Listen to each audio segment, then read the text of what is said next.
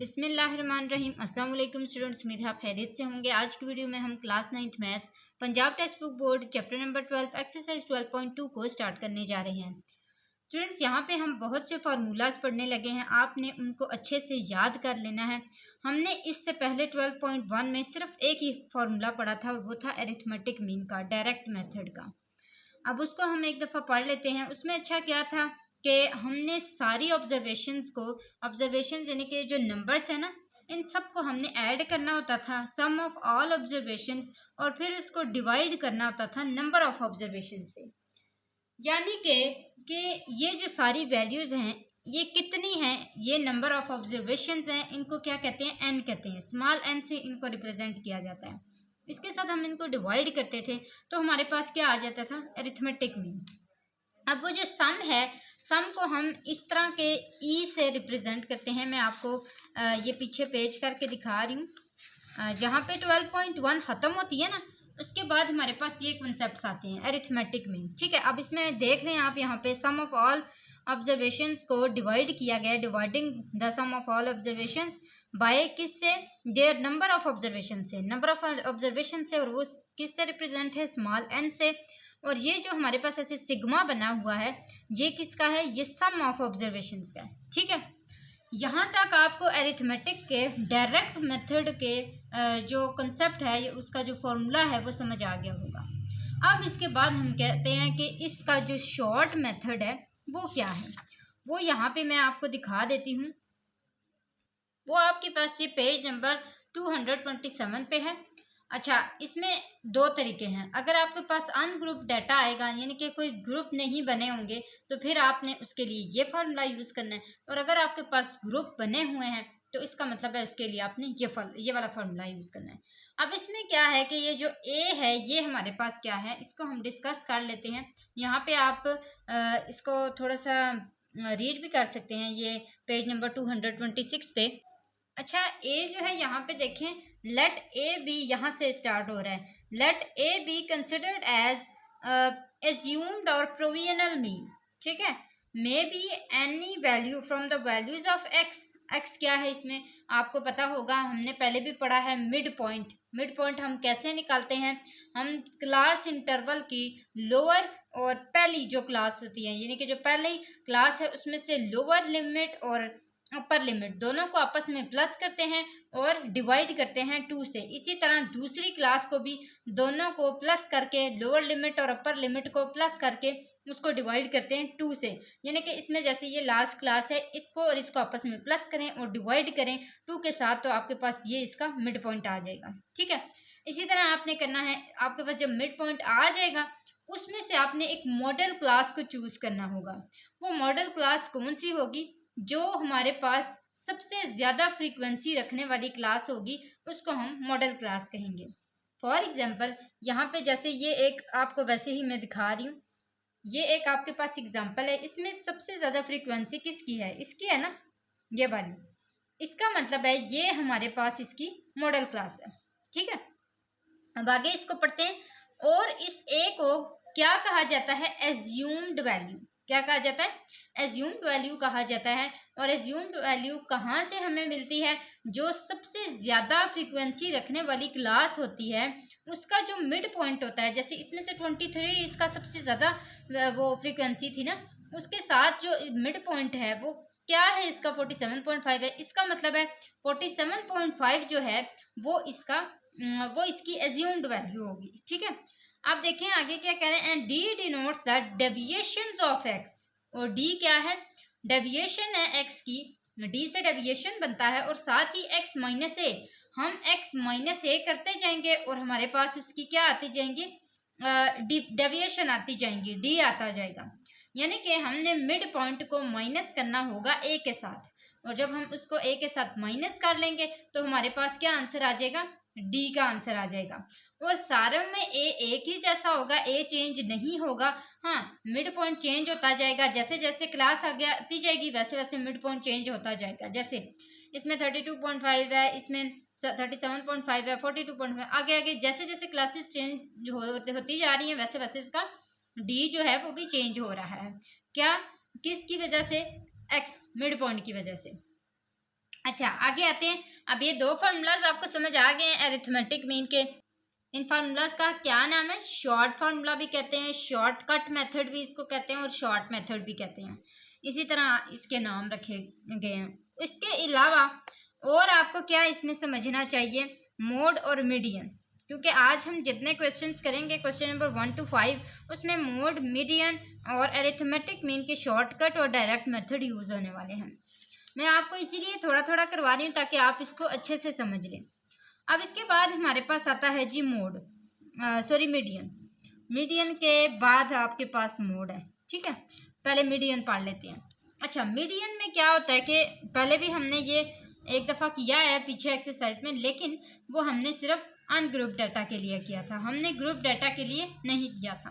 Ungroup data के लिए हमने सिंपल क्या किया था, n+1 डिवाइडेड बाय n, यानी कि नंबर ऑफ ऑब्जर्वेशन को प्लस किया था 1 के साथ और डिवाइड किया था 2 के साथ। जो भी आंसर आता था हम उस आंसर को लिख के कहते थे कि इसमें से जो मीडियन है ना वो ये वाला होगा। जो भी नंबर आता था, फॉर एग्जांपल 7 आता था, तो जितना भी डाटा दिया जाता था उसमें से जो 7 वाला होगा वो इसकी क्या होगी, वो इसका मीडियन होगा। फॉर एग्जांपल ये आगे एग्जांपल दी हुई है, यहाँ पे देखें, ये आपके पास एक अनग्रुप डाटा है। इस अनग्रुप डाटा में मैंने इसको पुट किया, इसमें 7+1, ठीक है। नंबर ऑफ ऑब्जर्वेशन क्या है हमारे पास? नंबर ऑफ ऑब्जर्वेशन 7 है, 1 2 3 4 5 6 7 है ना। 7+1 divided by 2, 7+1 8, 8 divided by 2, 8 divided by 2, 2 1 time 2 4 time 8, fourth observation, यानी कि इसमें से जो फोर्थ नंबर वाला है वो इसका क्या है, मीडियन है। इसके अलावा अगर हम इसके ग्रुप डाटा की बात करें, यहाँ पे आपके पास ग्रुप डाटा है मीडियन का, ये आप देख सकते हैं, ये थोड़ा सा लाइट है, मैं आपको दौर कर देती हूँ। ये एल है, ठीक है, l+h डिवाइडेड बाय f, ठीक है, n डिवाइडेड बाय 2 -c। अब देखें इसमें से ये सारी चीजें जो आपको बताई जा रही हैं ये इसमें है क्या। यहाँ पे आप देखें, सबसे पहले l, lower class boundary of median class. वही आपको मैंने बताया, जैसे पहले मॉडल क्लास सबसे पहले आपने चूज करनी है, और वो मॉडल क्लास कौन सी होगी, जिसकी सबसे ज्यादा फ्रीक्वेंसी होगी उसको मॉडल क्लास कहा जाएगा। उस क्लास को आपने इस तरह ना सर्कल कर लेना है, ऐसे जैसे ये आपको करके दिखाई गई है ना, ये मीडियन क्लास है, इसको आपने ऐसे करके ना सर्कल कर लेना है। अब इसके बाद जो है आपके पास सेकंड पॉइंट है एच का, वो क्या है, the size of class limits of median class. आपको क्या कहा गया है कि जो मीडियन क्लास है उसकी साइज ऑफ क्लास लिमिट, कितना साइज है उसका। फॉर एग्जांपल 66.5 से लेके 67.5 तक कितना साइज रखा गया है, आपने उसको काउंट कर लेना है।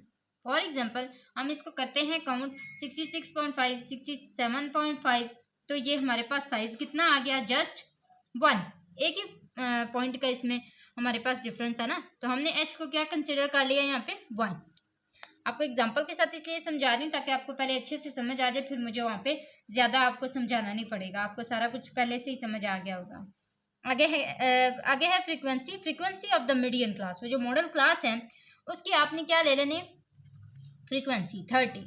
इसके बाद आपके पास n है, टोटल फ्रीक्वेंसी, यानी कि ये जो सारी फ्रीक्वेंसी है इसकी इसका हम टोटल करेंगे तो हमारे पास जो भी आंसर आएगा वो इसकी टोटल फ्रीक्वेंसी होगी। उसके बाद हमारे पास क्या है, n हो गया, और आगे करते हैं। आगे है हमारे पास कुमुलेटिव फ्रीक्वेंसी, ठीक है। कुमुलेटिव फ्रीक्वेंसी क्या होती है, यहाँ पे आइए नेक्स्ट इस पे, ठीक है। इसमें हमने कुमुलेटिव फ्रीक्वेंसी ऐसे निकालनी होती है। ये देखें, ये फर्स्ट वाला नंबर है ना, इसको एज इट इज लिख लें। अब इसके बाद 4 + 6 करते जाएं, ये आपके पास 10, अब ये 10 आ गया ना, 10 + 10 20। अब इसी तरह आगे 20 आया, 20 + 20 40। उसके आगे आए इसी तरह, ये आपके पास होते जाएंगे, ठीक है। अब आप इसमें से देखेंगे कि ये जो लास्ट वाला नंबर है, ये लास्ट वाला नंबर वही नंबर आएगा जो आपकी टोटल फ्रीक्वेंसी का नंबर होगा, ठीक है। और इसी तरह आपको पता भी लग जाएगा कि मेरा आंसर ठीक जा रहा है या नहीं। कुमुलेटिव फ्रीक्वेंसी को आपने कौन सा कंसिडर करना है, मॉडल क्लास का नहीं, बल्कि उससे जो ऊपर वाली एक क्लास है उसका जो भी नंबर आया होगा उसको आपने कुमुलेटिव फ्रीक्वेंसी कंसिडर करना है मीडियन के लिए, ठीक है। मीडियन क्लास जो है उससे जो एक ऊपर वाला नंबर है, जो लोअर लिमिट है, जो उससे लोअर नंबर है उसको आपने कंसिडर करना है मीडियन क्लास की कुमुलेटिव फ्रीक्वेंसी को। यहाँ तक आपको सारे कॉन्सेप्ट मीडियन के भी क्लियर हो चुके हैं, ग्रुप डाटा के भी और अनग्रुप डाटा के। इसके बाद हमारे पास आता है मोड। मोड जो सिंपल हमारे पास अनग्रुप डाटा का है वो तो यही है कि जो सबसे ज़्यादा रिपीटेड वैल्यू होती है, most repeated value is called mode. ठीक है, जिस भी डाटा में से सबसे ज़्यादा रिपीट होने वाली वैल्यू होगी वो हमारे पास मोड होगा। अगला हम अगर देखें मोड फॉर ग्रुप डाटा। ठीक है, अगर हम मोड को ग्रुप डाटा के लिए देखेंगे तो सबसे पहले हमारे पास एल, यहाँ पे एल क्या आएगा, lower class boundary of the model class. वो जो मैंने आपको पहले मॉडल क्लास का सारा कुछ बताया है, वो मॉडल क्लास जो होगी उसमें से आपने लोअर क्लास बाउंड्री को ले लेना है। ठीक है, उसकी जो लोअर क्लास है उसको ले लेना है। फॉर एग्जाम्पल यहाँ पे आ जाइए, ये हमारे पास देखें इसमें एल क्या है 52 है। ठीक है, 52 है ना। अब इसमें देखें यहाँ पे मॉडल क्लास कौन सी है, यहाँ पे 10 है, सबसे ज़्यादा इसकी फ्रीक्वेंसी 10 है। अब इसकी जो लोअर क्लास है वो कौन सी है 52, इसलिए इसको एल कहा गया है। एफ, एफ क्या है हमारे पास फ्रीक्वेंसी है, frequency of the model class. F कौन सा वाला इसमें कहा गया, मैक्सिमम वाला, ये जो एम है। ठीक है, इसमें से देखें कि सबसे ज़्यादा जो है वो हमारे पास 10 वाला था, जो मॉडल क्लास वाली फ्रीक्वेंसी थी वो हमारे पास एफ होगा, और F1 वो होगा जो इससे ऊपर वाला होगा, और F2 वो होगा जो इससे नीचे वाली फ्रीक्वेंसी होगी। साइज वही है जैसे मैंने आपको पहले बताया है। यहाँ तक आपके पास मोड, मीडियन और अरिथमेटिक मीन के हवाले से मुझे नहीं लगता अब आपको कोई कंफ्यूजन होगी, लेकिन फिर भी अगर आपको कोई भी कंफ्यूजन है आप कमेंट बॉक्स में पूछ लिया करें। मैंने अब आपको सारे कॉन्सेप्ट्स क्लियर करवा दिए। अब आते हैं एक्सरसाइज की तरफ। Find the arithmetic mean in each of the following. आपने सिंपल डायरेक्ट मेथड से अरिथमेटिक मीन फाइंड कर लेना है। क्यों? क्योंकि हमारे पास ये एक ग्रुप डाटा तो नहीं है, अनग्रुप डाटा है। हम सिंपल सबकी वैल्यूज़ को यहाँ पे लिखते हैं और फिर जो है इन सबको प्लस करके डिवाइड कर लेते हैं नंबर ऑफ ऑब्जर्वेशंस के साथ। मैं यहाँ पे लिख लेती हूँ। सबसे पहले तो हमें पता होना चाहिए अरिथमेटिक मीन को हम किससे रिप्रेजेंट करते हैं, इससे। ठीक है, सॉरी इससे। मैं आपको यहाँ पे लिख देती हूँ, ये है हमारे पास अरिथमेटिक मीन का सिंबल। अगला जो है वो हमारे पास होगा मीडियन का। मीडियन का जो है ना वो इस तरह का होता है। ठीक है, ऐसे वाला। उसके बाद हमारे पास मोड होता है, मोड का इस तरह का होता है। ये हमारे पास सिंबल्स हैं। अब इसके बाद मैं आपको फर्स्ट क्वेश्चन स्टार्ट करने जा रही हूँ। क्वेश्चन नंबर 1, इसका जो पहला पार्ट है वो क्या है, 4 + 6 + 10 + 12 + 15 + 20 + 25 + 28 + 30 डिवाइडेड बाय। यहाँ पे मैं फार्मूला भी लिख रही हूँ, आपने वही फार्मूला सब में पहले लिख के फिर उसके बाद क्वेश्चन को यहाँ से सॉल्व करना है। मैं यहाँ पे लिख देती हूँ, सम ऑफ ऑल ऑब्जर्वेशंस, ठीक है, divided by number of observation. ठीक है, अब आप इसको इस तरह भी लिख सकते हैं और इस तरह भी लिख सकते हैं। ठीक है, आप इस तरह भी इसको लिख सकते हैं। आपने इस तरह लिख के फिर उसके बाद क्वेश्चन को स्टार्ट करना है। अब इसको काउंट कर लेते हैं, 1 2 3 4 5 6 7 8 9, 9 है, डिवाइड कर लें 9 से। इन सबको आपस में ऐड कर लें, कैलकुलेटर पे सारी वैल्यूज लिख लें और देखें आपके पास क्या आंसर आता है। आपके पास आंसर आया है 150 डिवाइडेड बाय 9। अब इसको भी डिवाइड कर लेते हैं, आंसर आ गया हमारे पास 16.667। ये आंसर है। वैसे मेरे पास 66 ही आता है, लास्ट वाला जो भी मैं नंबर लिखूंगी उसको 7 ही करूंगी, राउंड ऑफ होके वो 7 आएगा क्योंकि वो 5 से ग्रेटर है। ये तो हो गया पहला पार्ट। दूसरा पार्ट करते हैं जी। इसमें हमारे पास क्या है 12, मैं सारी वैल्यूज लिख लेती हूँ, 12 + 18 + 19 + 0। अच्छा, अगले वाले जो नंबर्स हैं वो -19 है ना, तो मैं यहाँ पे क्या लिखूंगी -19, क्योंकि प्लस -19 प्लस माइनस माइनस ही होगा ना, तो ये आ गया -19 -18 और -12।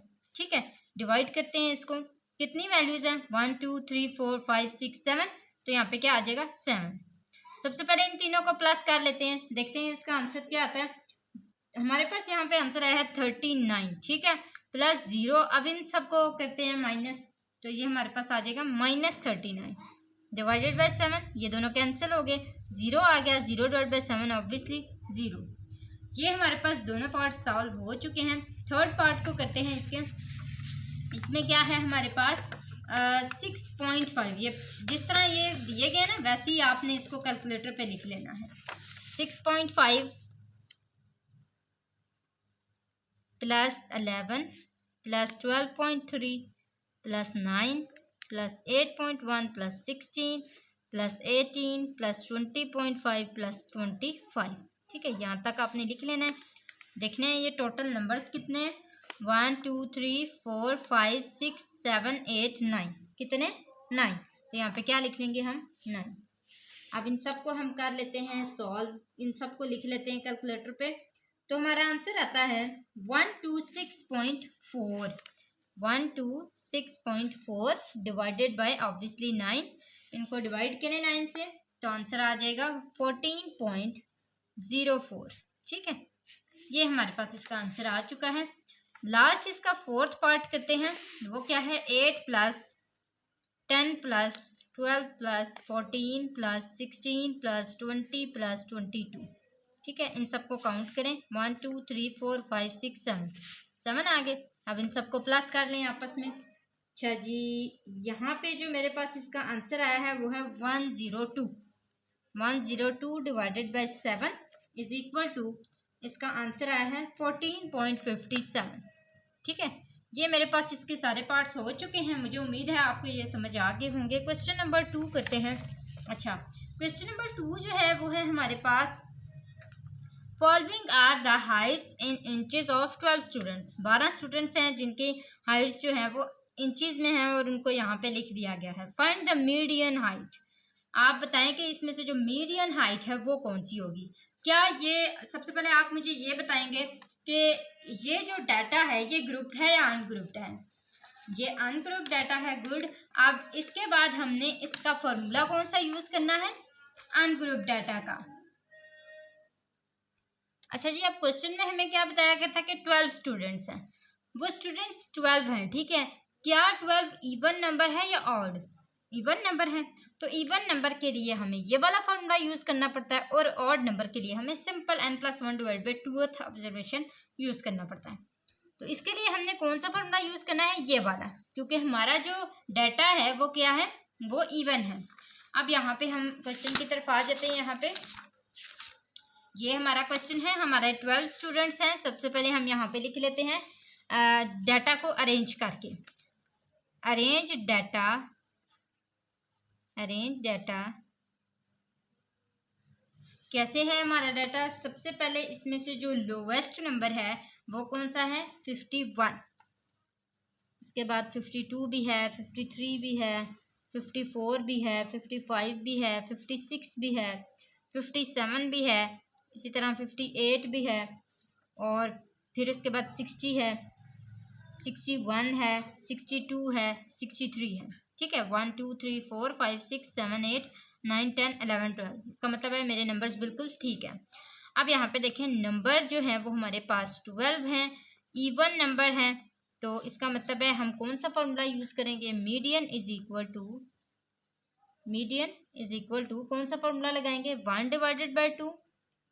फॉर्मूला आपने याद कर लेना है, n divided by 2th observation plus n+2 divided by 2th observation. ठीक है, तो ये हमारे पास यहाँ पे इसके आगे वैल्यू लिखने हैं या फिर ऑब्जर्वेशन लिखने हैं, जो मर्जी आप लिख लें। ठीक है, इसके अलावा हमारे पास यहाँ पे देखें 1 डिवाइडेड बाई 2 आ जाएगा, n डिवाइडेड बाई 2, n हमारे पास क्या है 12, 12 divided by 2th observation plus n क्या है 12, 12 plus 2 divided by 2th observation. तो यहाँ पे देखें 2 1 time 2 6 time 12, 12 plus 2 is equal to 14। तो 14 डिवाइडेड बाई 2 करेंगे तो हमारे पास क्या आ जाएगा, 2 1 टाइम 2 7 टाइम 14। ऐसे ही है ना, ऐसे आपने अगेन सारा लिख लेना है ब्रैकेट्स में। अब यहाँ पे देखें आपके पास क्या आ रहा है, 1 divided by 2 6th plus 7th value. ठीक है, अब आपने इसमें से कौन सी वैल्यू ले लेनी है, एक 6 और एक 7 वाली। 1 2 3 4 5 6 और 7, 56 और 57 को ले लेना है। यहाँ पे आपने 1/2 लिख लेना है। 56 प्लस 57 किसके इक्वल आ जाएगा, 113 के। तो ये आ जाएगा 113/2। अब इन दोनों को डिवाइड करें और देखें इनका क्या आंसर आता है। इसका आंसर आएगा 2 1 टाइम 2 56.5। ठीक है, तो 56.5 टाइम जब आएगा आपके पास, यानी आपने इसको सिंपल डिवाइड कर लेना है। तो यहाँ पे आपके पास जो इसका मीडियन है ऐसे, वो क्या आ रहा है, वो आ रहा है 56.5 इंचज़ में। तो इंचज़ लिख लें। ठीक, ये आपका इसका आंसर आ जाएगा। यहाँ तक आपने इसको सॉल्व कर लेना है। नेक्स्ट आते हैं क्वेश्चन नंबर 3 की तरफ। Following are the earnings in rupees.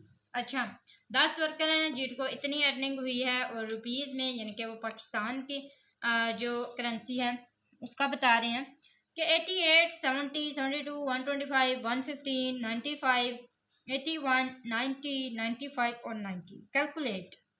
अब देख लें कैलकुलेट क्या क्या करना है आपने। एरिथमेटिक मीन, मीडियन और मोड। सबसे पहले तो आप ये बताएंगे कि ये जो सारा डाटा है ये किसका है, अनग्रुप का है या फिर ग्रुप का है। ये अनग्रुप डाटा है और इस अनग्रुप डाटा में हम सबके लिए अनग्रुप फार्मूलाज ही यूज करेंगे। ठीक है, तो सबसे पहले तो हमारे पास आ जाएगा एरिथमेटिक मीन का।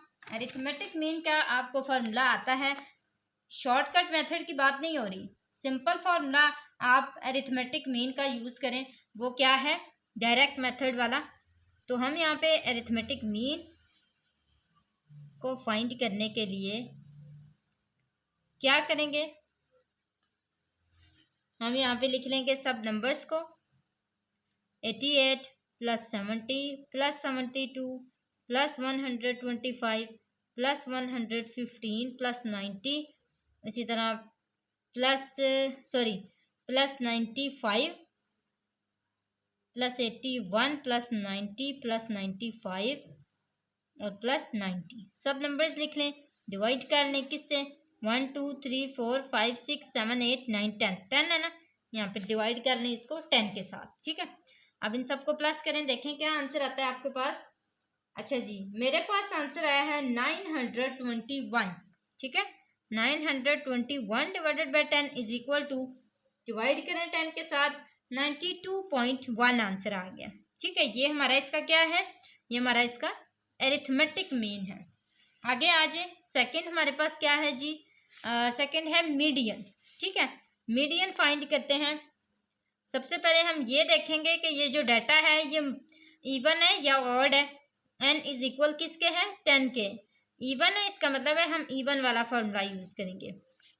इवन वाला फॉर्मूला यूज करते हैं जी, वही सेम जो अभी हमने किया था, 1 divided by 2 n divided by 2th observation plus n plus 2 divided by 2th observation.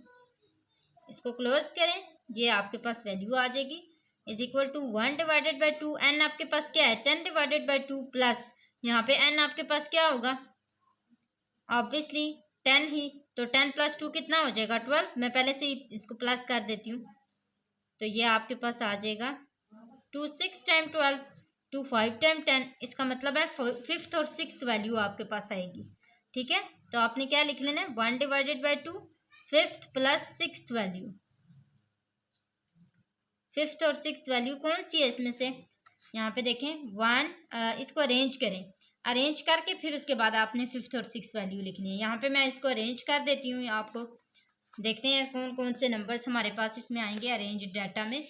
सबसे पहले आपके पास आएगा इसमें से 70 इसका लोवेस्ट नंबर है। ठीक है, मैं इसमें से लिख लेती हूँ 70।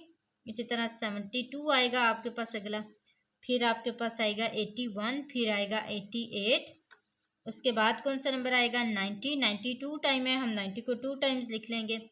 95 भी आपके पास 2 टाइम है। उसके अलावा 115 और 125 आपका लास्ट नंबर है।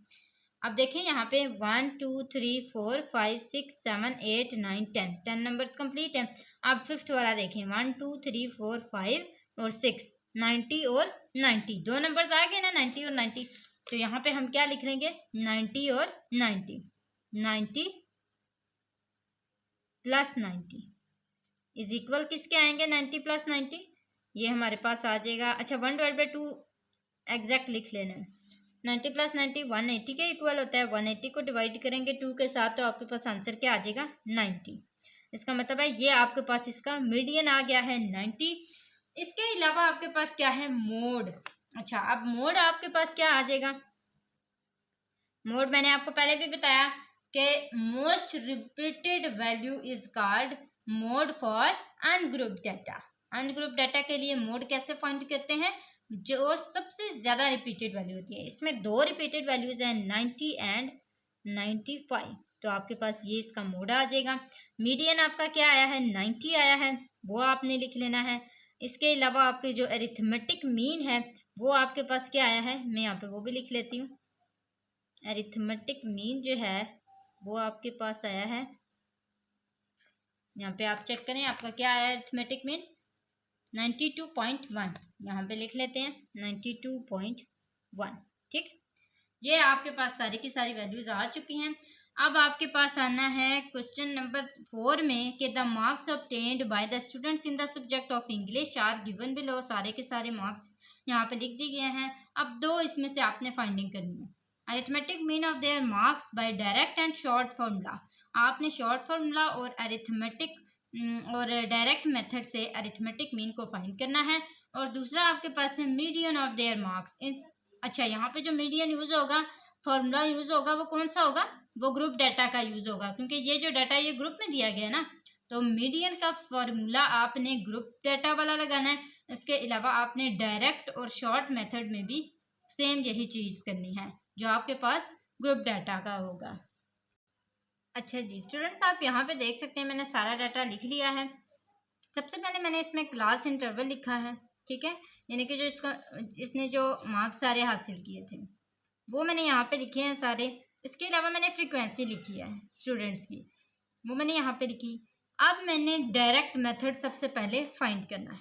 डायरेक्ट मेथड के लिए मुझे क्या चाहिए, मुझे चाहिए एफ एक्स और सम ऑफ एफ, ठीक है, फ्रीक्वेंसी का सम चाहिए और एफ और एक्स यानी कि एफ और एक्स को मल्टीप्लाई करके जो आंसर आएगा उन सब का सम चाहिए। अब यहाँ पे मैंने सबसे पहले क्या करना होगा, एफ और एक्स को मल्टीप्लाई करना होगा। तो मैंने 9 को मल्टीप्लाई किया 17 से 153 आया। इसी तरह 18 को मल्टीप्लाई किया 22 से, 35 को मल्टीप्लाई किया 27 से, 17 को मल्टीप्लाई किया 32 से और 5 को मल्टीप्लाई किया 37 से। अब ये सारे मेरे पास आंसर आ गए ना।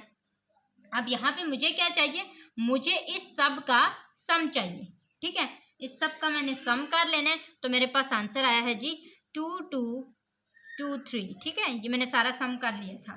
इसके अलावा मेरे पास यहाँ पे सम ऑफ फ्रीक्वेंसी, मैंने सब फ्रीक्वेंसी की क्या कर लेनी है, प्लस कर लेना है। और सारे जो मेरे पास आंसर आया है वो कितना आया है 84, ठीक है। अब मैंने इन दोनों को क्या कर लेना है, डिवाइड कर लेना है। तो मेरे पास आंसर आ जाएगा 26.46 और वो इसका क्या हो जाएगा, वो इसका डायरेक्ट मेथड से जो मीन निकाला गया है वो होगा, ठीक है।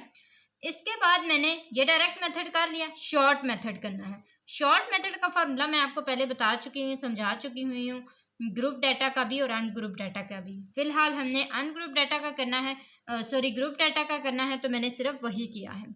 अब यहाँ पे देखें, यहाँ पे सबसे पहले ग्रुप डाटा का जो फॉर्मूला है वो है ये, ठीक है। आप इसमें से चीज़ों को फाइंड करेंगे, क्या क्या आपके पास आना चाहिए।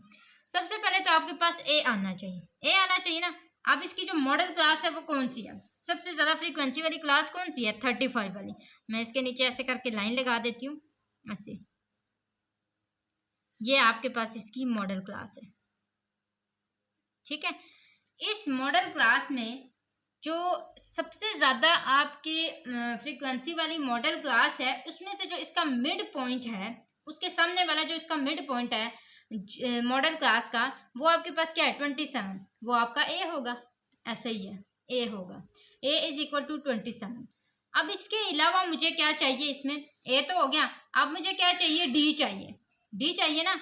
जब मैं डी यहाँ पे फाइंड कर लूंगी फिर मैं एफ को मल्टीप्लाई करूंगी, फ्रीक्वेंसी को मल्टीप्लाई करती जाऊंगी डी के साथ, जो आंसर आएगा उन सब आंसर्स को मैं प्लस करूंगी, तब मेरे पास ये वाली रिक्वायरमेंट पूरी हो जाएगी। यहाँ पे सबसे पहले मैंने क्या करना है, डी को फाइंड करना है। अब डी को फाइंड करने का क्या फॉर्मूला होता है, एक्स माइनस ए। मैंने यहाँ पे लिखा भी है D is equal to x minus a. D को फाइंड करने के लिए मुझे मिड पॉइंट को माइनस करना पड़ेगा ए से। ए हमारे पास क्या है 27, ऐसा ही है। अब यहाँ पे देखें 17 minus 27 is equal to -10 and 22 minus 27 is equal to -5। 27 minus 27 is equal to 0। 27 minus 32 is equal to 5।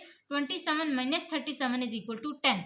ये मेरे पास सारे डी आ गए। अब इस डी को मैंने किसके साथ मल्टीप्लाई करना है, एफ के साथ। एफ के साथ मल्टीप्लाई करना है ना, इस डी को एफ के साथ मल्टीप्लाई करें। 10 9 टाइम 90, 18 5 टाइम 90, 0 35 टाइम 0, इसी तरह 5 17 टाइम 85, 10 5 टाइम 50। ये सारे आ गए। अब इन सबको आपस में क्या कर लें, प्लस कर लें।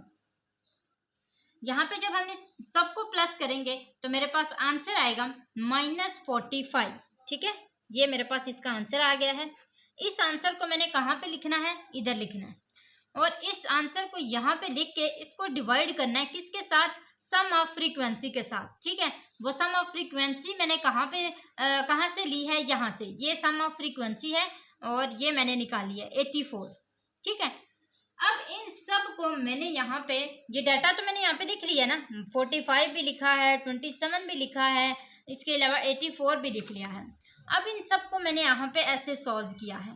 27 माइनस प्लस माइनस माइनस हो गया था, -45 divide by 84। 27 minus 45 divide by 84 is equal to 0.535। इन दोनों को माइनस किया तो 26.46 ही आंसर आया है, जो हमारे पास डायरेक्ट मेथड का आया था। इसका मतलब है मेरे दोनों आंसर सेम आए हैं, तो आंसर ठीक आया है। इसके अलावा अब हमने फाइंड करना है मीडियन को, मीडियन ऑफ देयर मार्क्स। ठीक है, यहाँ पे देखें मैंने मीडियन का फॉर्मूला लिखा है L plus H divided by F N divide by 2 minus C. सारी चीज़ें मैं आपको पहले समझा चुकी हुई हूँ। अब मैंने इनको क्या करना है, यहाँ पे ये डाटा मैंने यहाँ पे लिखा है, ये देख लें आप यहाँ से। ठीक है, अब इसमें से मैंने L जो है वो कहाँ से लिया है, 24.5 क्लास बाउंड्रीज से लिया है। जो मॉडल क्लास थी उसकी जो लोअर वाली क्लास है उसमें से मैंने क्लास बाउंड्रीज में से लिया है। याद रहे हमेशा क्लास बाउंड्रीज से ही लिया जाता है। अगर बनी हुई है तो ठीक है, अगर नहीं बनी हुई, क्लास इंटरवल दिए हुए हैं, तो आप क्लास बाउंड्रीज पहले बना लें, फिर उसमें से जो आपकी लोअर वाली लिमिट होगी आप उसको यहाँ पे लिख लेंगे। मैंने इसको लिख लिया एज साइज, यानी कि इसका साइज कितना था 24 से लेके 29 तक, तो ये मेरे पास साइज था 5, मैंने यहाँ पे 5 लिख लिया। फ्रीक्वेंसी जो है वो मेरे पास 35 थी, उसकी जो मॉडल क्लास थी उसकी फ्रीक्वेंसी 35 ही थी ना, वो लिखी। उसके अलावा सी कुमुलेटिव फ्रीक्वेंसी अब यहाँ पे मैंने निकाल लेनी है। कैसे निकालनी है, 9 फ्रीक्वेंसी को एज इट इज़ लिखें, ये 9 है, ये 9 एज इट इज़ लिखे हैं। 9 plus 18 is equal to 27, 18 plus 35 is equal to 62। इसी तरह 35 प्लस 17 आगे करते जाएं, जो भी आंसर आता जाएगा। 27 plus 35 is equal to 62, 62 plus 17 is equal to 79, 79 plus 5 is equal to 84। ये आ गया आपके पास। इसमें आपके पास कुमुलेटिव फ्रीक्वेंसी जो है वो कौन सी लगेगी, वो जो मॉडल क्लास होगी उससे जो अपर वाली क्लास होगी उसकी आपने कुमुलेटिव फ्रीक्वेंसी लिख लेनी है, उसकी फ्रीक्वेंसी लिख लेनी है, तो वो आपके पास कुमुलेटिव फ्रीक्वेंसी आ जाएगी। अब यहाँ पे देखें एल हमारे पास क्या है 24.5 मैंने लिख लिया, प्लस आगे मुझे क्या लिखना है, साइज, एज यहाँ पे 5 है, डिवाइडेड बाय यहाँ पे हमारे पास जो फ्रीक्वेंसी है वो 35 है। ब्रैकेट में मैंने 42 कहाँ से लिया है, मैंने n डिवाइडेड बाय 2 किया है। n मेरे पास क्या था 84, 84 को मैंने डिवाइडेड बाय 2 किया तो मेरे पास आंसर आया 42। 42 माइनस क्यूमुलेटिव फ्रीक्वेंसी कितनी थी 27, इन दोनों को आपस में माइनस किया तो 15 आ गया। अब 15 मल्टीप्लाई बाय 5 करेंगे तो 75 आ जाएगा। 75 डिवाइड बाय 35 जो आंसर आएगा उसको प्लस करें 24.5 से, तो आपके पास आंसर आएगा 26.64। इसका मतलब है इसका आंसर बिल्कुल ठीक आया है, ये भी सेम आया है। यहाँ तक हमारे पास इसका मीडियन भी फाइंड हो चुका है। मुझे उम्मीद है आपको ये वाला क्वेश्चन भी अच्छे से समझ आ गया होगा। आगे आते हैं क्वेश्चन नंबर 5 की तरफ। क्वेश्चन नंबर 5 में क्या है हमारे पास, ये देखें, given below is a frequency distribution. ये आपके पास फ्रीक्वेंसी डिस्ट्रीब्यूशन है, इसमें से आपने क्या करना है, find the mode of the frequency distribution. याद रहे ये जो भी आपके पास डाटा है ये ग्रुप डाटा है, इसका मोड आपने मोस्ट रिपीटेड वैल्यू वाला नहीं देखना क्योंकि वो तो अनग्रुप डाटा में आता है, हमने ग्रुप डाटा में से फाइंड करना है। आइए ग्रुप डाटा में से फाइंड करते हैं। बहुत इजी है मोड फाइंड करना। मोड इसलिए भी इजी है कि एक तो उसका जो अनग्रुप डाटा है वो सिर्फ रिपीटेड वैल्यू देखनी होती है, कोई सोल्यूशन नहीं करनी होती, और जो इसका ग्रुप डाटा के लिए फाइंडिंग करनी होती है वो भी बहुत इजी है क्योंकि उसमें बार बार कॉलम्स नहीं बनाने पड़ते, उसमें सिर्फ 2 ही कॉलम आपने बनाने होते हैं। एक तो सॉरी 3 कॉलम बनाने होते हैं, लेकिन 2 आपके पास ऑलरेडी अवेलेबल होते हैं, ये वाले 2, एक ही आपने कॉलम बनाना होता है, ठीक है। और वो कौन सा होता है, वो क्लास बाउंड्रीज का होता है। अगर आपके पास वो भी अवेलेबल है तो आपको कोई भी नहीं बनाना पड़ता, ठीक है।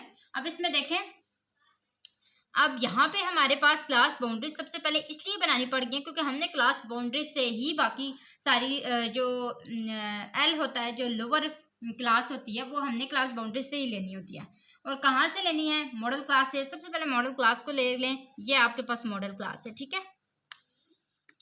इस मॉडल क्लास में से आपने क्या करना है, सबसे पहले इसकी जो लोअर लिमिट है क्लास बाउंड्रीज की वो कौन सी है, 14.5, वो यहाँ पे लिखी। साइज इसका कितना है, काउंट करें, आपके पास साइज कितना हो जाएगा, 14.5 से 19.5 तक 5, तो आपने यहाँ पे लिख लेना है साइज आपका 5 है।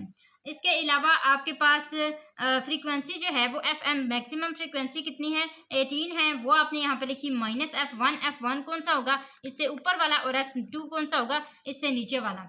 F1 आपके पास 8 है और F2 आपके पास क्या है, 11 है। आपने सबको पुट कर लिया और साइज भी आपने पुट कर लिया, एज 5। आप देखें इन दोनों को आपस में माइनस करें, 10 आ जाएगा, इन दोनों को माइनस करेंगे 10, इन दोनों को माइनस करेंगे तो 7 आ जाएगा।